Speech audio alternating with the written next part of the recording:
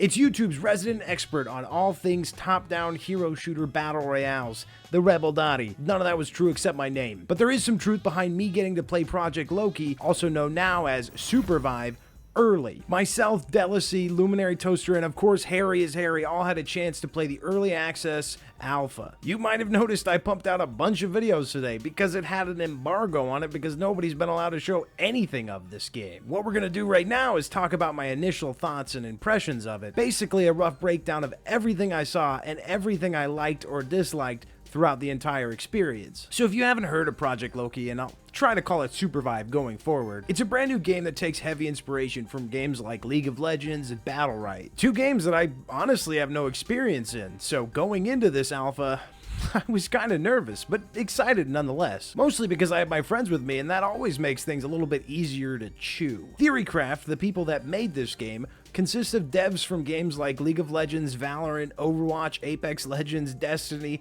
and Halo. There's a lot of hands in the pot right now when it comes to making this game, and you could really feel different things from all those games inside the game. Mostly that League of Legends vibe though, that top-down view and like the inventory management, having like your spells and your abilities and your items. A lot of it feels like League of Legends. Not that I've played it. I wish I could say I did some prep work and played League before I played this, but I didn't realize it was going to be so heavily inspired. Like I said, up until today, nobody's really been able to release any content of it. The art style is definitely more in the Valorant realm. Even in the UIs and everything, like when you select a character, it definitely is giving Valorant, but that's not a bad thing. Valorant's art style is pretty awesome. Granted, when we played it, it was very bare bones and we didn't really get an option of what game mode we could play. We were allowed to play the Battle Royale mode for about 4 hours and then got an extra hour or two to try the deathmatch mode. The Battle Royale mode did actually remind me of a game that I have played before. I just beg you not to judge me when I say this. Super Animal Royale. Yeah, I ran that game a couple of times on stream, and it's got definitely the same vibe to it. The top down, you gotta go find loot and upgrade everything. Only in Supervive, you don't actually like get new weapons or anything. The only things you upgrade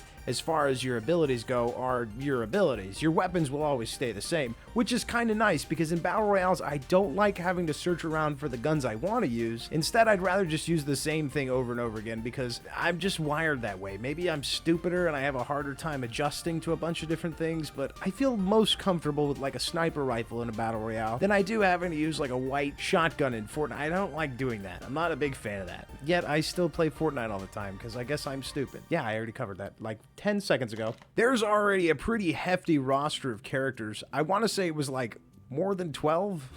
I mean, that's not good.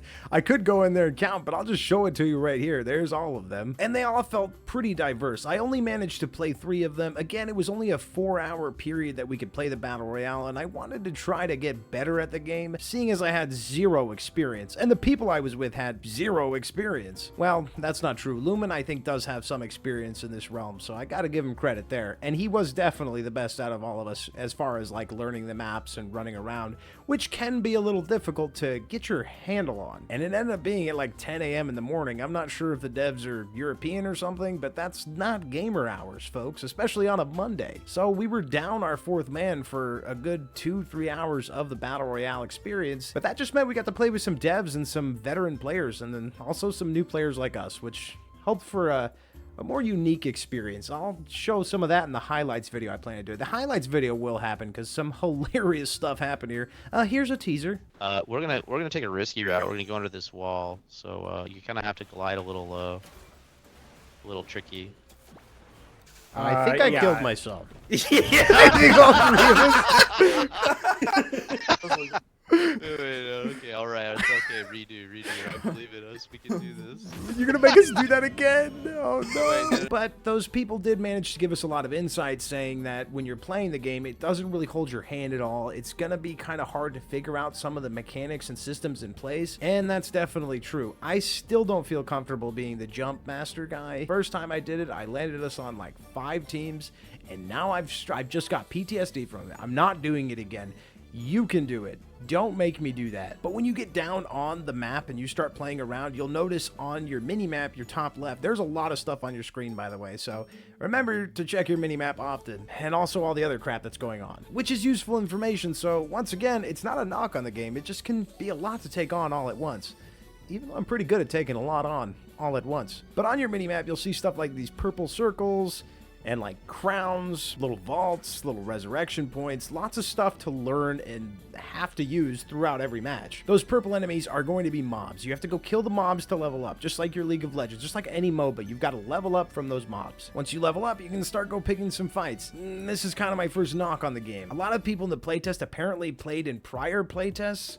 This was like one of the bigger private ones, and some of them are incredibly good. I can't tell if they were all grouped together or not, but there was a message in the Discord telling them to not do that again, and for each playtest to make sure to do solos or duos so that people can get a hang of the game, because for some of our matches, we simply couldn't do anything. We were confused on what the characters did. They just had more game knowledge. It sounds like I'm complaining, and maybe I am a little bit. It's definitely a skill issue, but it would have been nice to be able to play with a bunch of people that didn't know what they were doing, because they were pretty ruthless sometimes. Nonetheless, we were still having fun. And when it was an even fight and it felt fair, it was really good. I mean, it felt interesting and refreshing. If you haven't played Super Animal Royale, of course.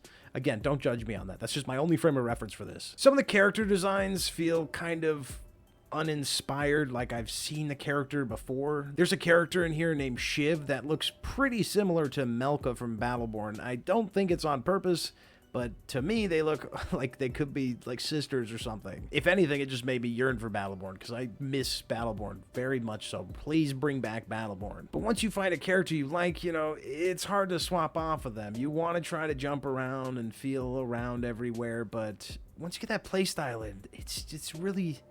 I really like the sniper chick. She's fun to shoot people with, which is probably the intent there. I will say this, after the Battle Royale sessions had ended and we were forced into deathmatch, I kind of thought that was more fun. It was a 4v4 situation, just two teams. Both teams had to go to the center, light the campfire, and then try to kill one another. This felt more fair as someone who doesn't play a crap ton of Battle Royales, but still enjoys them. It felt like I was getting a better chance of learning the abilities and what my character did, and I would probably play that a little bit more than the Battle Royale, to be totally honest, and I encourage them to make more modes similar to that. There are some gameplay mechanics that I haven't really seen anywhere else that I did enjoy, like the revive system. When you go down, you become like a little floating avatar, whatever you pick. I was like a unicorn. Actually, I have seen that, and what was it, that freaking Battle Royale that died like really quickly but then came back, but it was like not really bad? Realm Royale, you turn into the chickens, I think. As far as the community goes, the people we were playing with, they were all pretty friendly. I thought it was pretty welcoming and wholesome. When the developers gave us a presentation before the playtest, you could feel the passion they have for the game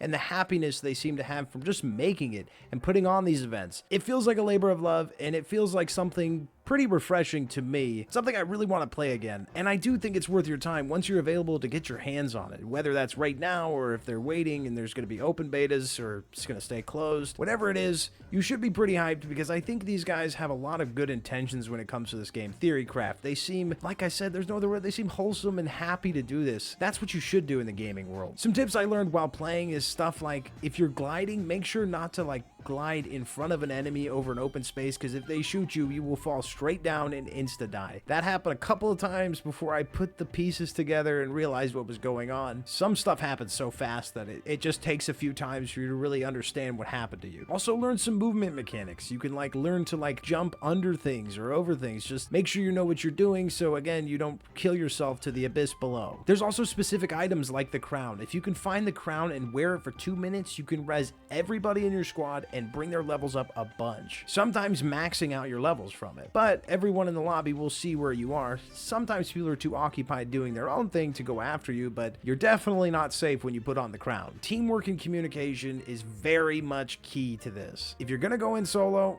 I have to insist you at least attempt an open mic or push-to-talk situation, at least be able to hear your partner so you could stick together and do what needs to be done. Not everybody can talk, but they still want to experience the game. I don't want to push anybody away and say you gotta use a mic. If you can, and you do like talking over games, make some friends and try to communicate, because it will help you greatly to know what everyone is doing, what the plan is, where you should be, where they should be. Just work together, like any kind of competitive game. It's a competitive game. It's very competitive. No part of this feels especially casual, if I'm being honest. Maybe the deathmatch mode, maybe the deathmatch mode was a little bit more dude, I'm doing this too late, dude. This thing happened like 9 hours ago. Ay. I'll make sure with the review that it's more thought out, all right? And the highlights and the other stuff I got planned. I might have a couple of other things up my sleeve. But again, the deathmatch mode might have been the more casual side, but I do think they should make some extra modes because it is a good way to give variety. Nobody wants to play the same thing over and over and over again. I guess some people do. Dead by Daylight's been making you do that for like 10 years. But I usually need to take a break and go play something else. But I like when a game gives me an option to play something else inside that realm, still level up my guy, level up my battle pass. I assume this will be a free-to-play. I don't remember them saying it is or isn't, but it definitely has the vibe of a free-to-play. It's gotta be. There's no way it's not, right? I'll eat my shoe if it's not. Don't make me eat my shoe. So with that, you know, you're going to get a battle pass. You're going to get some microtransactions. This is just a way to show support if you really like playing the game. As long as they're not egregious, there's no qualms from me there. I do hope the battle pass is good in the sense that it gives you the credits you put into it when you finish it. I always prefer a battle pass like that. I often find it hard to buy a battle pass that doesn't have that feature, even if I really like the game. So as far as my first impressions go, it's really fun. I know this felt like a bit of a rant and a ramble. Well, it was. Like, that's what a first impressions video is. It's a fun game. I had a great time. I highly recommend going in with friends and following this game as it goes along. They did talk about letting us give away some free codes. If I have those codes available now, I would probably check out the stream or the Discord. That's the most likely place for me to be giving away those codes. I like to go closest to the community first, and that would be the Discord, so that's probably your best shot at getting one. That's where I do most of my yapping off of the YouTube videos and streams. I highly recommend you give this game a try if it is free, and even if it's paid, still give it a shot because you might end up liking it if you like games like League of Legends, Super Animal Royale, or just like MOBAs in general. You could have a good shot at liking this, especially if you like Battle Royales. I know Battle Royales are a little weird, a little iffy right now. It seems to be a genre that people have been begging to die off for a long time, but they keep coming, so sometimes it's better to just experience them and enjoy them for what they are, or hope for other game modes, which there already is one, so they clearly have intentions of having at least a few options for people. Now's about time I step out of here and head to the old video editor side of town. It's a lonely destination, and that's about it. I'm stuck with myself, my thoughts, my feelings, and my computer that struggles to run DaVinci Resolve sometimes. I'm not giving them the $400 or whatever it is. I just don't have it. I'm not doing it. Bye. Hey there, y'all, it's me, Dottie, but as a PNG, because I kind of forgot to mention that I have a creator code for Supervive, so use Dottie at checkout whenever you buy something in Supervive. Remember, that's code Dottie. That's my name. You can see it right there. You can also see it on the channel. Code Dottie at checkout for Supervive will support me, and you know you want to. That's convincing, isn't it?